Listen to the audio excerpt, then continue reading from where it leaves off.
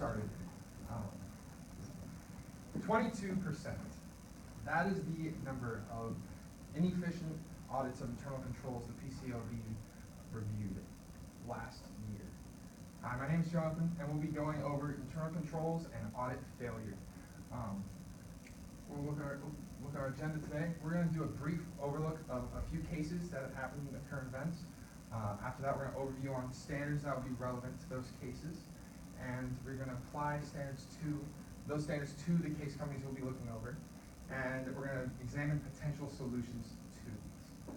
So first, before we start, I'd like you guys to talk amongst yourself and your experience. Maybe what are internal control deficiencies you've come across, or know others have come across, or maybe you just heard in the news you have no experience with internal controls.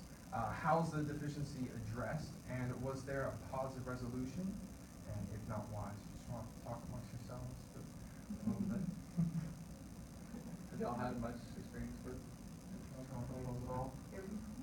Yes, but not deficiency. Deficiency? Have you heard of any in other companies or industries? Not that I can think of it off the top of my head. That's just fine. Have you had to test internal controls? Oh yeah. Okay. The ones that I know of are were in more technical accounting areas where the entities didn't have the sufficient process knowledge or capability in designing the controls to address the specific technical area. And sometimes like in smaller nonprofits or smaller companies, like you could see in places like Waco, there aren't enough employees in the accounting area to have a really good segregation of duties. And so sometimes board members need to, kind of step up and review the bank reconciliations, for instance. Don't let the person that makes the deposits coming in the door do everything. And so that's where we've seen kind of some of our fraud cases here in these areas, just that there weren't good segregation of duties and training, and then the board wasn't really, they were more of a sitting board than an acting board. Okay, awesome. Well, the cases we're going to be talking about have to deal with both areas of internal controls relating to that resulted in fraud, and also that just resulted in material misstatement without fraud. So the case we're going to be looking at, the companies we're going to be looking at are Marone Bio Innovations, Weatherford, and Magnum Hunter Resources, and we're just going to give a brief overview of what those companies are and their current situation before diving into actual auditing standards and such. So I'll hand it over to Casey. So Marone Bio Innovations is a biopesticide company. Their chief operating officer is Hector Absi Jr. He was kind of the main person behind the fraudulent scheme that MBI has been charged for this year. He was in charge of coming up with and kind of directing subordinates offering under-the-table sales concessions to its distributors. Like I said, they're a biopesticide company. They distribute to the distributors, and then the distributors sell to the end users. And MBI had promised the public that in their first year as a public company, they would double their revenues. He also lied to people within the company and the auditors about his knowledge of those sales concessions. And then Weatherford is an oil services company. They're based in Houston. And the people behind the scheme at Weatherford was James Hudgens, the VP of Tax, and Daryl Kaite, the tax manager. They fraudulently lowered Weatherford's effective tax rate using inversion, dividend exclusion adjustments, and cash instead of accrual accounting. And EY was their auditor at the time. And the third case we'll be looking at deals with Magnum Hunter Resources. They are a company based in Irving, Texas. They deal with exploration, production, and distribution of oil, specifically like natural gas liquids, and crude oil. What happened with them was in the years 2010 and 2011, they had a lot of acquisitions, which led to staffing deficiencies and caused many problems within the company as well as with the auditors. Awesome. So that's a brief overview of the companies we'll be looking at. Now Warner and I are going to talk to you more specifically about internal controls and the current model of testing that PCOB has established as the way to test internal controls. But first, we'll open up for discussion again. So pretend GAAP doesn't exist, pretend there's no PCAOB, and SOX didn't happen, why audit internal controls? Like, why is that important to a company? Just to start talking about it. You audit them to make sure they're working effectively, to prevent material mistakes. To make sure that the internal controls are doing what they're supposed to do.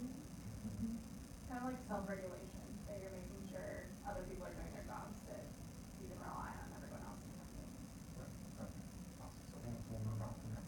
So, I'll hand it over to Warren. So some of the major reasons why we think about assessing internal controls is we want to know what the control risk is for bigger companies. Many times you plan how you do the rest of the audit based off of the internal control assessment. Part of it is to prevent and detect fraud, and I think you mentioned earlier that some of these smaller companies are at risk for segregation of duties. So hopefully by auditing the internal controls, the auditor catches that potential issue and brings it up. And then the third reason is that for public companies, it's required by Sarbanes-Oxley. And just as a review, I'm sure you're all familiar with this, but Sarbanes-Oxley was passed in 2002 in response to Enron and WorldCom. Section 404 requires the audit of internal control, and that the auditor actually report on internal controls separate from the rest of the audit opinion. It also created the PCAOB to oversee audit quality. So two auditing standards that we really want to hone in on are AS number 5, which covers internal control, and AS number 3, which is auditing documentation. The PCAOB has, their recent enforcement actions have mainly centered on these two auditing standards. So how do we define and measure internal controls? The COSO framework has really establishes kind of how auditors are supposed to go about looking at internal controls, testing them, and seeing how they're set up. It was published in 1994, and the most recent update happened in 2013. So I'm going to jump right into kind of what makes up COSO. You have the 5 components of testing internal controls. First, you have your, and we'll go through these really quick, because I'm sure you're probably familiar with these. You have your control environment, so you're looking where the control is, what type of environment the company's in. Like you mentioned earlier, you have the smaller companies in Waco. Then you go on to risk assessment. So what risks are involved in this specific control? What is this control trying to? What risk is this control trying to mitigate? You have your control activities, which are what activities control are actually accomplishing in the segregation duties. You have the information and communication within the control. So how do you communicate with? How does management understand the control, and what information is it processing from that? And then you have your monitoring of your control. So on top of internal monitoring of seeing if the controls are effective or not, you also have exterior monitoring in some cases of auditors testing whether or not a company's controls are actually efficient. You have your 3 types of controls. You have effective, detective, corrective, and a preventative control. All 3 being separate, having separate tasks, and accomplishing what the control is supposed to do. So really, internal controls, we've already touched on this. The main goal is segregation of duties. The three main abilities you want a control to separate are these 3 that are abbreviated in CAR. So custody, authorization, and recording. For example, and if one entity has more than one of these duties, that is a problem in segregation of duties, and there's a potential for fraud there. So if someone has access to the accounts payable checkbook, but also has authorization to write off entries in the ledger, you're going to have a problem there, and there's a potential for fraud there. So we listed a few methods of testing. We have walkthroughs, observations, analytical procedures, with really analytical procedures probably being the #1 most utilized testing source that auditors are using today, is the comparing of accounts to one another and seeing if the relationships are in fact there. So I'm going to open up the discussion again, just really briefly. What are your experiences with these terms specifically in looking at the COSO framework and the testing and implementing the controls? You guys have any experience with that? So you would like to just touch on that really briefly? I was a KPMG for 8 years, so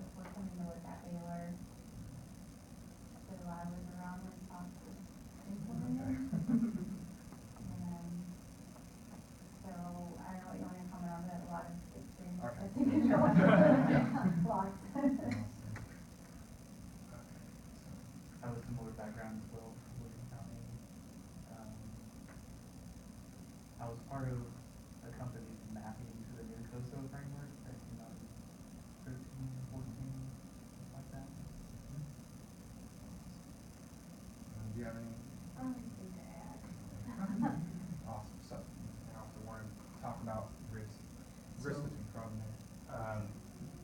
We wanted to think about what type of errors we might find associated with internal control breakdowns. So there are two main types, fraud or error.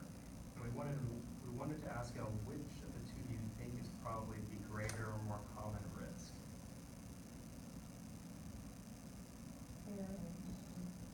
That's what we thought too, but it turns out that PCAOB is actually emphasizing the risk of fraud, at least as it pertains to internal controls. So they say that the risk of fraud is usually, not in all cases, but usually higher than the risk of failure to an error. So now we're going to go over the two cases that we kind of touched on earlier that contain fraud. So these cases had error enough in them to where they were able to say that fraud occurred. In the first case, there will be no auditor fault, so the auditor wasn't condemned at all in the action of the fraud. And in the second case, there will be auditor condemnation. So I'm going to hand that off to Casey to talk about that. Like I said, Marone Bio is a biopesticide company, and in their first year as a public company, they had promised that they were going to double their sales growth. When it was becoming apparent that they were not on track to do that, the COO started doing kind of everything he could to kind of get them up to that level, so that he was incentivized, by his compensation structures, so that he could, get them to that level. He started offering sales concessions to the company distributors. Sales concessions are also called inventory protection. And he also concealed those sales concessions from people within his company and the auditor. Those sales concessions typically took three different forms: rights to return unsold product, credit and rebill arrangements, and then also being able to book sales, but not before MBI was paid. They would allow those sales to be booked, they would book the sales once the distributor would make their sale to the end user. So the COO, AFC, he lied, instructed, and authorized people all within kind of who he was being dishonest to, his employees and to the auditors. He lied about knowing about the sales concessions in quarterly and annual disclosure meetings, and the purpose of those meetings was to find out if there had been any sales concessions involved in NBI's revenue cycle. He also lied on a sales certification provided to him by his auditor, and the purpose of that sales certification form was also to find out if they had offered inventory protection to people or not. He also falsified sales records to support his revenue recognitions. Like I said, he directed people below him to be a part of what he had going on. He directed employees to hide the inventory protection from accountants, subordinates to obtain false sales and shipping documents just to book sales.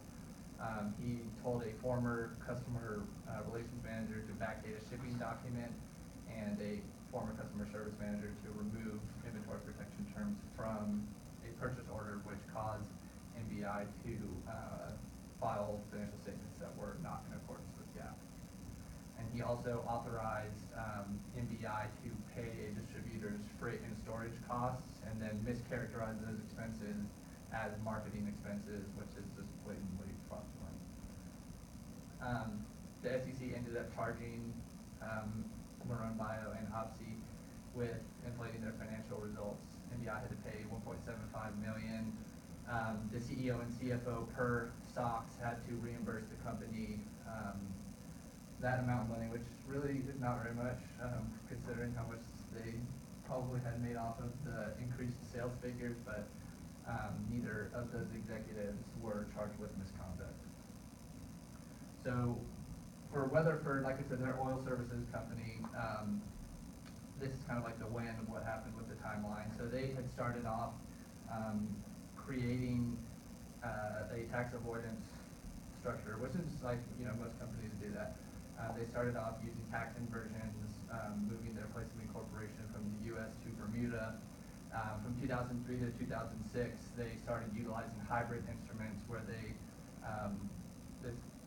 the line between like the debt and the equity security is kind of unclear. You can kind of straddle that line to where in different jurisdictions you can take expenses in higher tax jurisdictions and income in lower tax jurisdictions. In 2006, they had to swap CFOs. The outgoing CFO actually had a whole lot of accounting experience, so things up until that point hadn't really been problematic. But the incoming CFO was a lawyer who had a lot of previous M&A experience, and they created the position of Chief Accounting Officer to kind of compensate for that.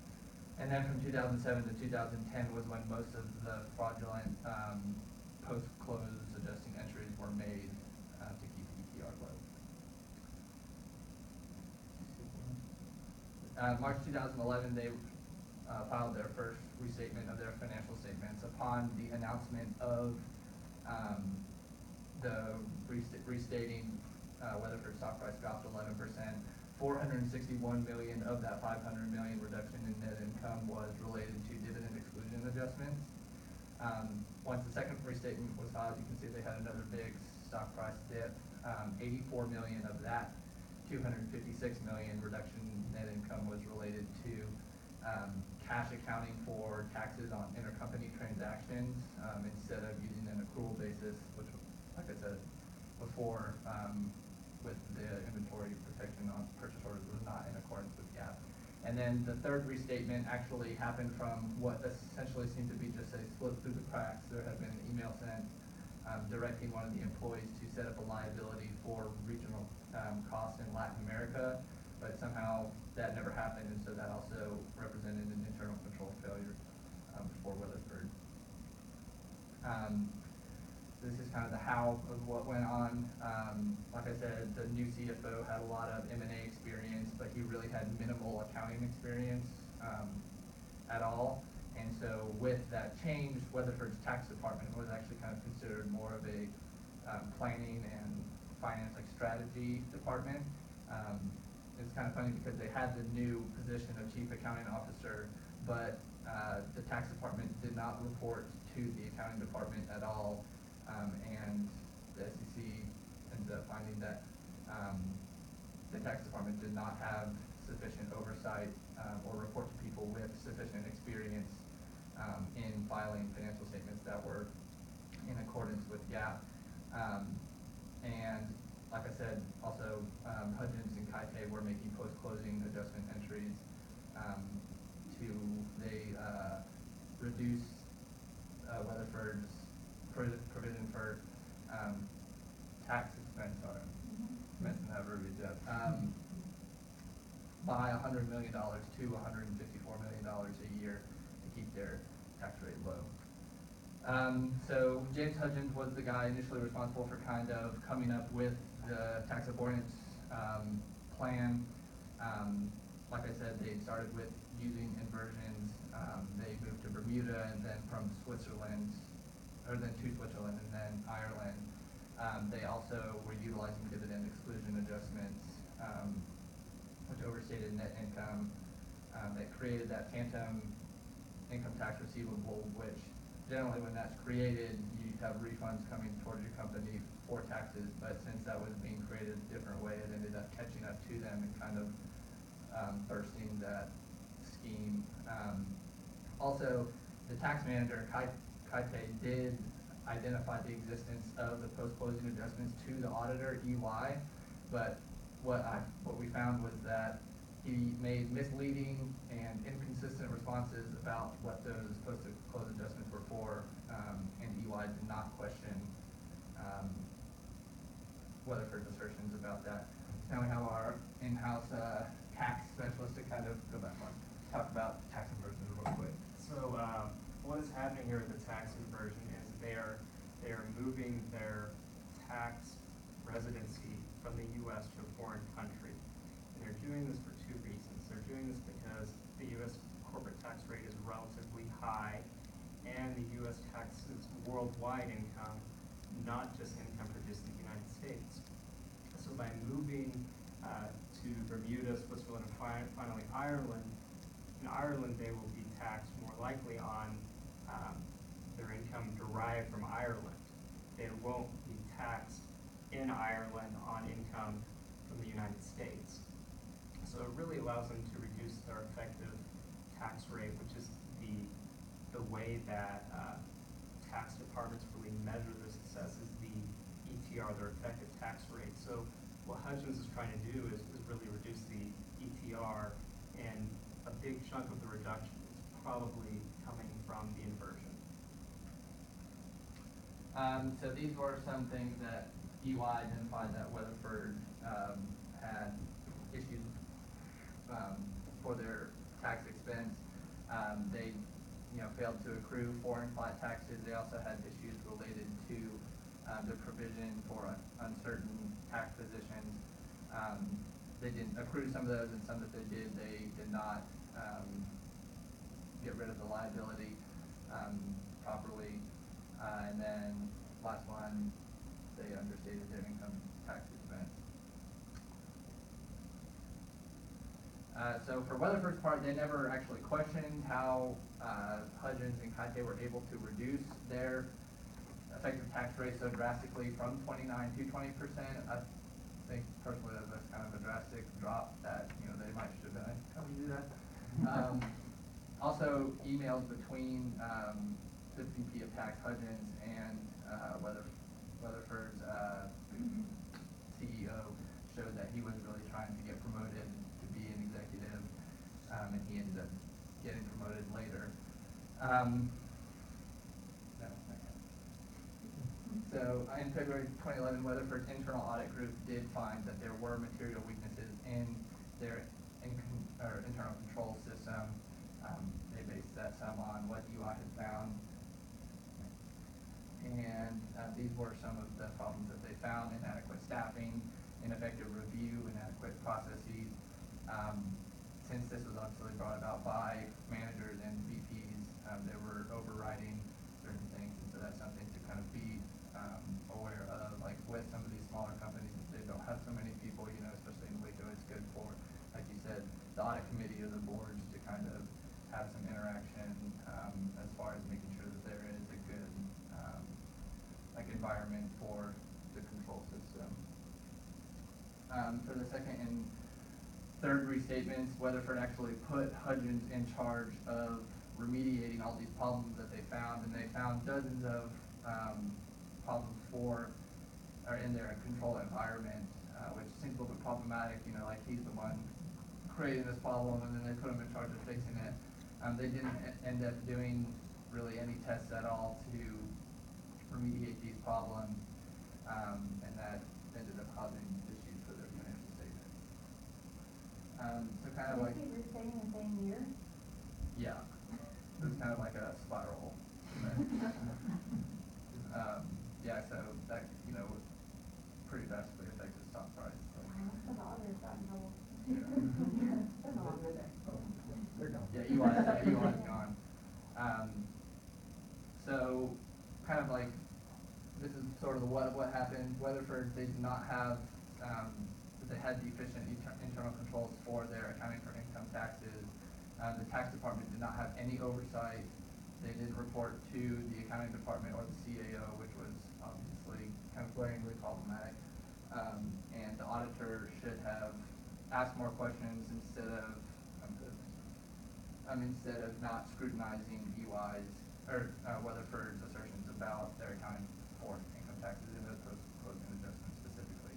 The EY was fined $11.8 million. The tax partner on the engagement and the audit partner were suspended, and Weatherford paid a $140 million penalty. Hudgens and Kaite seemed to escape fairly safely, considering at least the difference from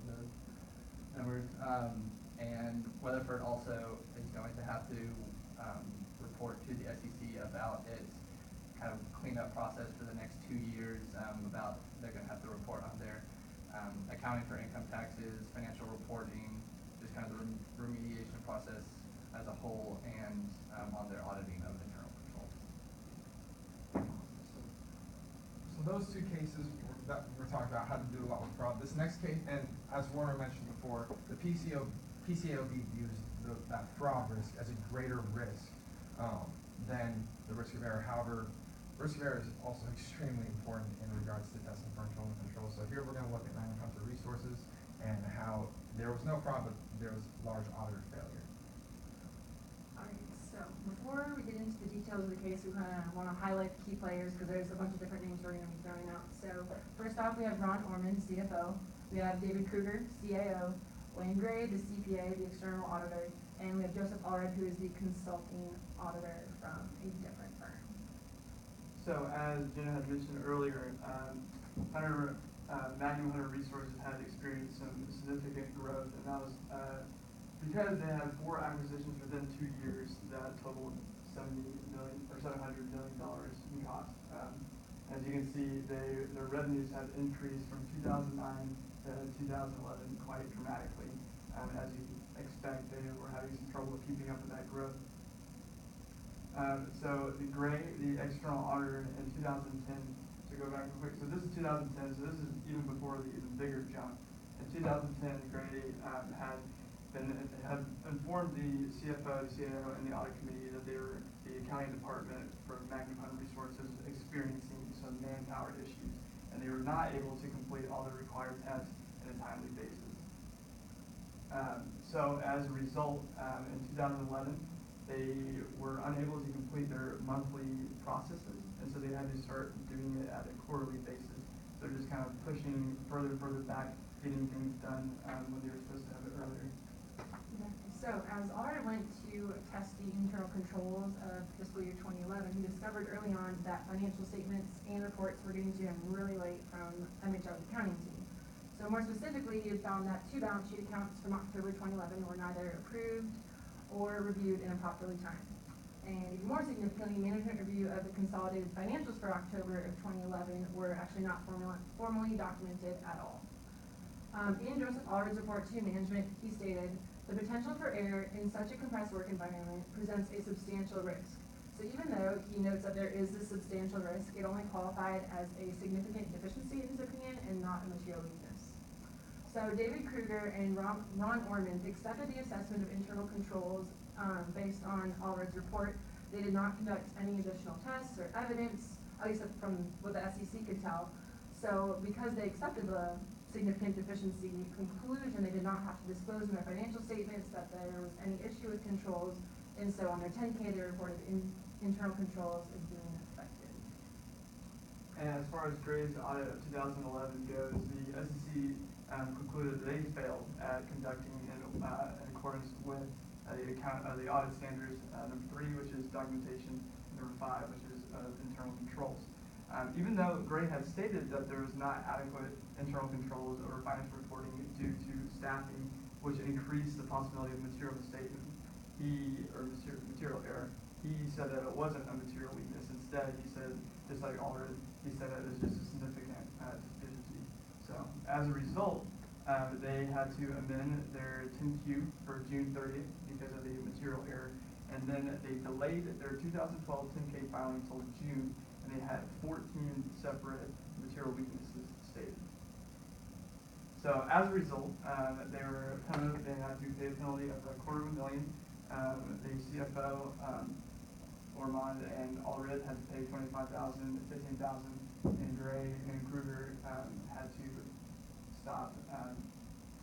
They were denied the privilege of appearing or practicing as CPAs. As we know, even just like a 1-year suspension is basically the end of your career. So now we're going to kind of take a look at what the SEC said that they did wrong. In the auditing standard number 5 over internal control, the section that defines how to evaluate a deficiency starts with 62, which talks about how the auditor is supposed to evaluate the deficiency or the severity of each control deficiency when it comes to their attention, either individually or in combination, to see if there is a material weakness at the date of the assessment. Furthermore, that deficiency depends on whether there's a possibility that the company's controls will fail to prevent or detect the material misstatement, as well as the magnitude of the potential misstatement that could occur. So the SEC, where they pointed out that they misapplied this auditing standard is, it's paragraph 64, it talks about how the severity of the deficiency does not depend on whether the misstatement actually occurred or not, that's a big problem they had. I like to think about it, if I have a backyard, and I have a dog in my backyard, and there's a big hole in the fence, even though the dog has not left my backyard yet, he's still there, that doesn't mean that there's not a problem that needs to be addressed, and that's kind of what happened with Magnum. They had this huge problem that they kind of ignored because there wasn't any evidence that anything has actually happened, and they accepted that as they were being effective. All right, paragraph 65 of the same accounting standard that Gray failed at notes that multiple control deficiencies that affect the same financial statement, account balance, or disclosure increase the likelihood of a misstatement and may constitute material weakness, even though individually the deficiencies are less severe.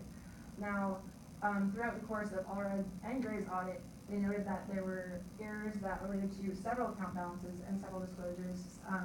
Staff was exposed to, like a small staff was exposed to a lot of financial statement balances where they had the potential to make a lot of errors. And so, despite all these deficiencies, he still only constituted it as a significant deficiency. Now, paragraph 69 states that indicators of material weakness in internal control over financial reporting include ineffective oversight of the company's external financial reporting and internal control over financial reporting by the company's audit committee. Now, the SEC clearly came in and said that the oversight of the external financial reporting was inadequate, seeing as how they told Gray that your opinion, your unqualified opinion, is no good. You don't have any evidence to support it, sorry. And Gray himself, in the course of conducting the audit, had said that internal control, oversight of internal control on behalf of the audit committee was ineffective. He just kind of said the audit committee's like not doing their job, and so paragraph 69 was kind of blatantly, he failed blatantly, both the audit committee and Gray. Paragraph 70 notes that when evaluating the severity of a deficiency, the auditor also should determine the level of detail and degree of assurance that would satisfy prudent officials.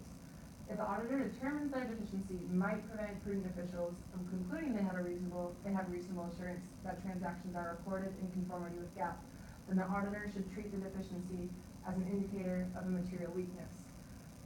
Now, clearly, that was kind of Gray's ultimate failure. And then the SEC also pointed out that they failed at documenting their conclusion. So that goes along with the auditing standard number 3, that you're supposed to document and prepare sufficient evidence and detail to provide a clear understanding of how you got to your conclusion, as well as the procedures that you performed and any evidence you claim. So, I mean, the big problems, even, Gray had said that they had a problem that would lead to the possibility of material error, but he never explained how that never rose to the level of a material weakness. Instead, they just stated, just like Allred, they just stated that it was a significant deficiency. So, obviously, as I mentioned before, with cases like this, there's no real clear-cut solution as to how to reduce that number. We talked about how 22% of all audits fail that threshold of PCOB is set in testing internal controls. But in these cases, we looked kind of how there's a lack of documentation for determining the error in MHR, and there was also a lack of additional testing in regards to the Weatherford case and having the person who created the problem be in charge of testing it. So, really just kind of open up for discussion. What are you guys' opinions on the benefit of additional testing versus further documentation in your experiences, and how, which do you think is more important? Obviously both are very important, but just throwing it out there.